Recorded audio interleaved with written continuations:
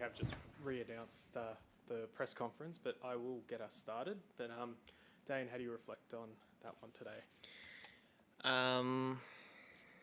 Definitely felt a big wave of disappointment after today. I know he is a world-class player, and he showed that today. I was happy with myself mentally. I really stayed focused. I stayed positive. I was trying to use the crowd when I can, but it's tough when you're not winning as many points. But I was just a little bit disappointed how I just lacked execution, especially when I was on top of points today. Gave him just early leads in the sets, and I just couldn't build any scoreboard pressure. So, yeah, I mean, I'm proud of the week. But yeah, today was a bit disappointing with my level.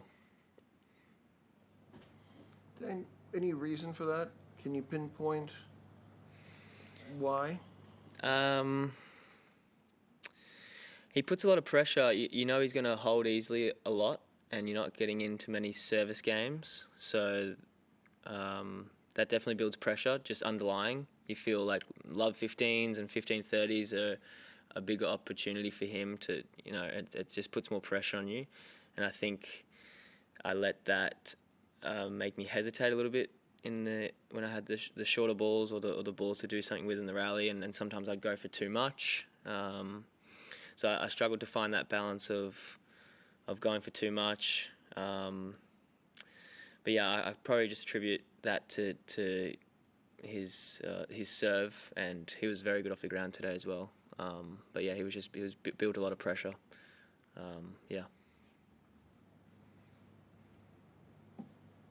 What do you go again? Yeah.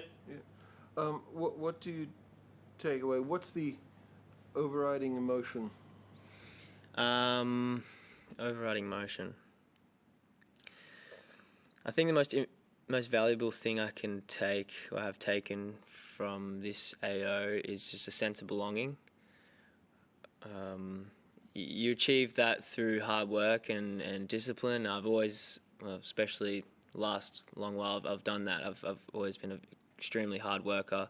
Mentally, I've been applying myself, but to actually get results and to beat some good players, it's not just here, but in Brisbane International as well, and have a good last 6 months. But to kind of set that in stone with a good week here, I feel a sense of belonging, and getting good results. I feel like I'm not questioning as much what I'm doing. I feel like I'm on the right track, and I'm making steps towards becoming a top player. So I think that's more valuable than anything. The points, the prize money. So I think that's gonna, give me good motivation going forward, and a very clear picture in how to move forward. So Dane, such a memorable, momentous match against Monfils. How much did that? You don't play a match like that every day in your career. How much did that take out of you emotionally, do you think, with such an occasion? Not too much. I think it gave, obviously it was physically draining and, yes, emotionally draining, but I think what I got from it was only positive. I felt really happy with my performance. I was really stoked with how I dealt with the crowd and just being on the big stage. So as much as it took out of me, I think it put a pep in my step. I had confidence playing against Ben. I thought I could make it a good fight. And again, that's why I was probably a little bit disappointed today with my performance. But yeah, of course it was a bit draining, but I think winning a match you definitely get a lot of dopamine from it. So probably cancel that. If not, I got a pep in my step.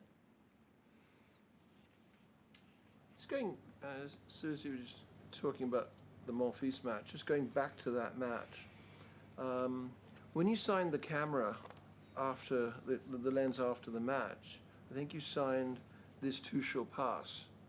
What did you mean by that?